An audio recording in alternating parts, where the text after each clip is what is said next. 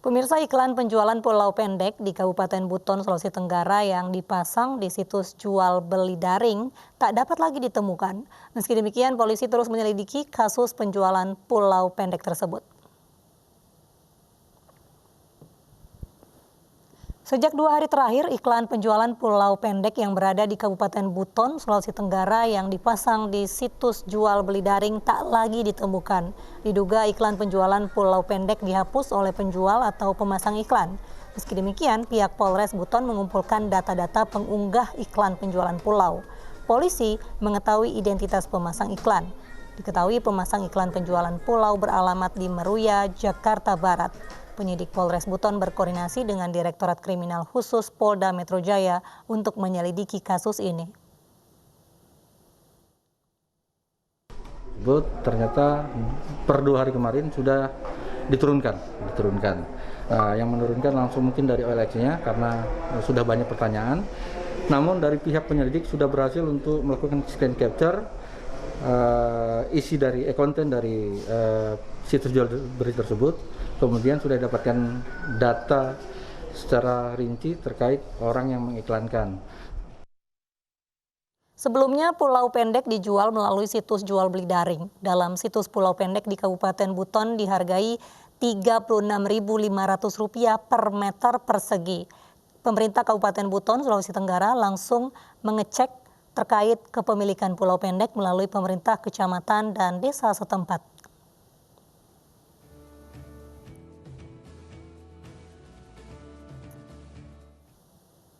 Sebuah video viral menampilkan KTP warga negara Indonesia asal Mojokerto dan uang rupiah ditemukan dalam persembunyian ISIS di Yaman. Polisi dan Dispenduk Capil Mojokerto menyelidiki alamat yang tertera di KTP.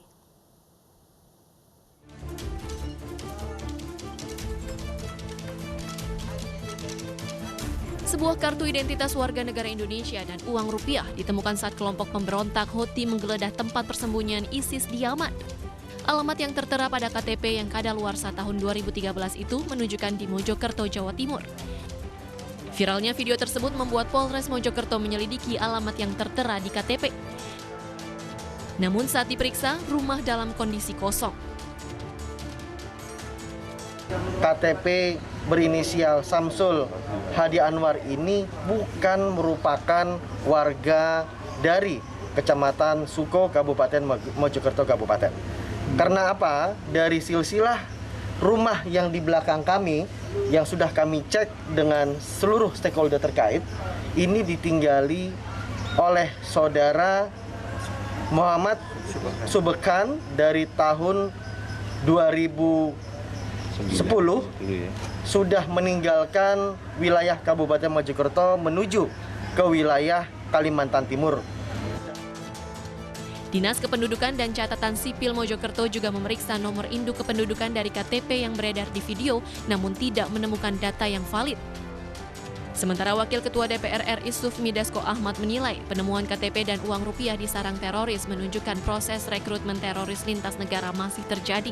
Masyarakat pun diminta tetap waspada.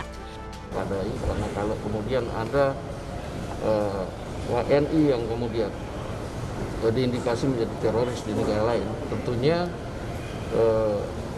jaringan itu juga ada di Indonesia untuk melakukan rekrutmen untuk kemudian menarik warga negara kita menjadi jaringan tersebut. Oleh karena itu kami himbau kepada masyarakat untuk tetap waspada lingkungan dan melaporkan kepada aparat penegak hukum apabila melihat hal-hal yang ganjil. Dalam video yang beredar, selain KTP Indonesia jenis lama, militan Houthi juga menemukan beberapa lembar uang rupiah pecahan 110.000, 5.000, dan 200 di sarang ISIS wilayah Provinsi Al-Baida, Yaman. Tim Liputan iNews melaporkan. Pemirsa, tetap kreatif di tengah pandemi tentu menjadi peluang meski hanya membuatnya dari rumah. Apalagi bahannya hanya menggunakan barang bekas yang diolah menjadi sebuah produk kerajinan tangan. Beraneka ragam produk hasil kreativitas ini dapat dijual dan menambah pendapatan keluarga.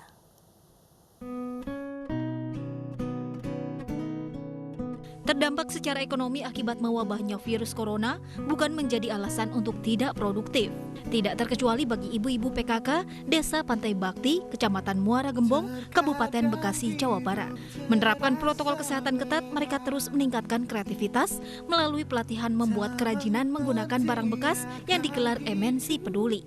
Memanfaatkan kulit kerang dan akar mangrove, ibu-ibu PKK ini berhasil mengolahnya menjadi produk kerajinan tangan berupa bros, gantungan kunci, hingga pot bunga. Saya membantu suami dengan dagang kecil-kecilan, saya dagang es, kadang-kadang gorengan, apa aja yang namanya membantu keluarga ya agar saya tetap bertahan, yang saya sebisa mungkin saya lakukan.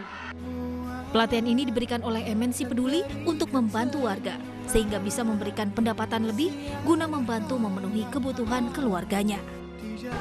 Ya, dalam program kami yaitu Desa Binaan, MNC Peduli menyalurkan bantuan berupa pelatihan untuk ibu-ibu PKK di Muara Gembong, di mana mereka kita latih untuk bisa mendaur ulang plastik menjadi tas dan juga kerang buat menjadi aksesoris. Setelah mengikuti pelatihan, MNC Peduli juga mengajak para ibu-ibu PKK ini makan bersama. Makanan dibeli dari pelaku UMKM melalui inisiatif Kami Bisa, Kami Peduli. Tim Liputan iNews melaporkan. Pemirsa, kami hadirkan kembali informasi pilihan iNews malam. Diduga akibat korsleting, 2 gudang pabrik elektronik di Demak, Jawa Tengah terbakar. Luas bangunan yang mencapai 30 hektar membuat api sulit dipadamkan.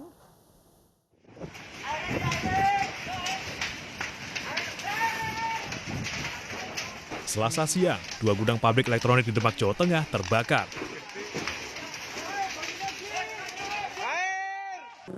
Kencangnya angin serta luas area kebakaran yang mencapai 30 hektar membuat api sulit dipadamkan.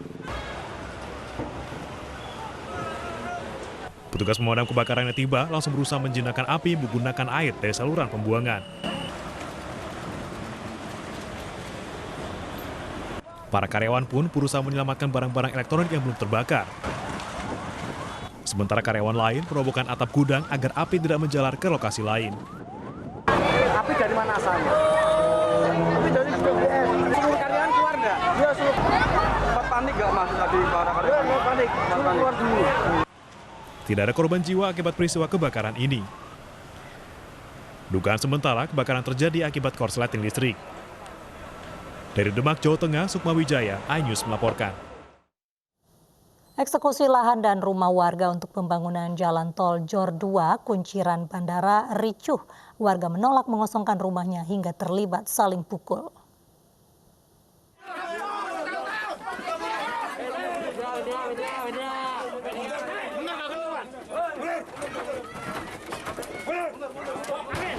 Warga menolak rumahnya digusur ketika jurusita Pengadilan Negeri Tangerang, Banten didampingi ratusan polisi berusaha mengeksekusi 27 tanah dan bangunan di Kelurahan Jurumudi, Kecamatan Benda, Tangerang, Banten.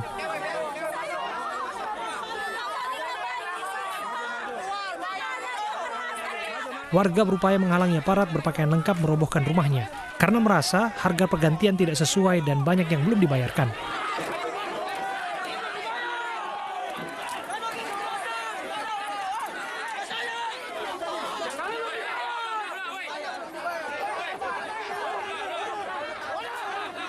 Namun petugas yang lebih banyak dari warga berhasil menguasai lokasi sehingga proses eksekusi terlaksana. Sejumlah warga yang melihat rumahnya dieksekusi tak mampu menahan emosinya hingga jatuh pingsan. Nggak tahu ngomongin jembatan. Nggak tahu mau tidur di mana, belum dibayar. Surat masih ada di kita, udah digusur. Mas saya lagi coba mana keadilannya, sila Pancasila kelima, Pak. Keadilan. Tapi belum sama sekali ada negosiasi atau pembayaran? Nggak ada. Mediasi juga nggak ada. Kita mau ngadu ke siapa? No, aparatnya pada berjejer, pada diem aja. Menurut warga, dari appraisal harganya kurang tinggi. Jadi minta kalau boleh harganya dilebihkan kembali. Tapi deadlock dan akhirnya ada pemasukan. Ya, permintaan dari warga tuh kalau bisa harganya disesuaikan. Di lokasi ini rencananya akan masuk dalam pembangunan tol Jor 2 dari Kunciran ke Bandara Soekarno-Hatta. Dari Tangerang, Banten, Sukron iNews melaporkan. Pihak Kejaksaan Tinggi Bali menyerahkan sepenuhnya proses penyelidikan kasus bunuh diri Tri Nugraha ke Polda Bali. Sebelumnya, polisi telah memanggil 4 jaksa penyidik dan pengacara Tri Nugraha untuk dimintai keterangan sebagai saksi. Pihak Kejaksaan Tinggi Bali menyerahkan proses penyelidikan bunuh diri Tri Nugraha ke Polda Bali untuk menjawab keraguan keluarga korban. Kejaksaan Tinggi Bali juga menyatakan tim Jaksa Bidang Pengawasan Kejaksaan Agung akan menggelar penyelidikan internal untuk memastikan ada tidaknya unsur kelalaian petugas dalam kasus bunuh diri tersangka korupsi Tri Nugraha di Gedung Kejati, Bali. Hari ini tim dari Kejagung akan datang untuk melakukan penyelidikan internal. Ya, kami siap untuk diperiksa mengenai masalah ini dan kami terbuka. Yang sudah diperiksa itu tadi malam 2.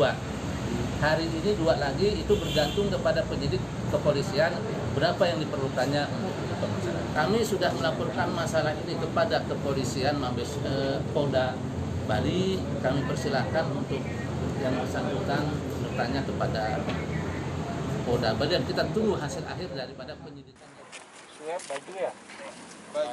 Sementara itu, tim pencari fakta dari Polresta Denpasar menyebut senjata api yang digunakan tersangka Tri Nugraha ilegal. Polisi masih mengusut asal senjata serta pihak yang terlibat dalam pengadaan senjata termasuk penasihat hukum tersangka. Ya, karena senjata itu tidak terdaftar, otomatis dia tidak ada izin kepemilikan dan seterusnya. Berarti ini ada indikasi bahwa penyidik Kejati itu ada kelalaian di sana. Nah, itu lagi kita dalami terkait dengan hal tersebut, ya. Itu nanti Polda Bali yang akan lebih menjelaskan itu. Pelatih Sinteyong membawa 28 pemain berlatih di Kroasia untuk persiapan Piala Asia U19. Kami hadirkan informasinya sesaat lagi.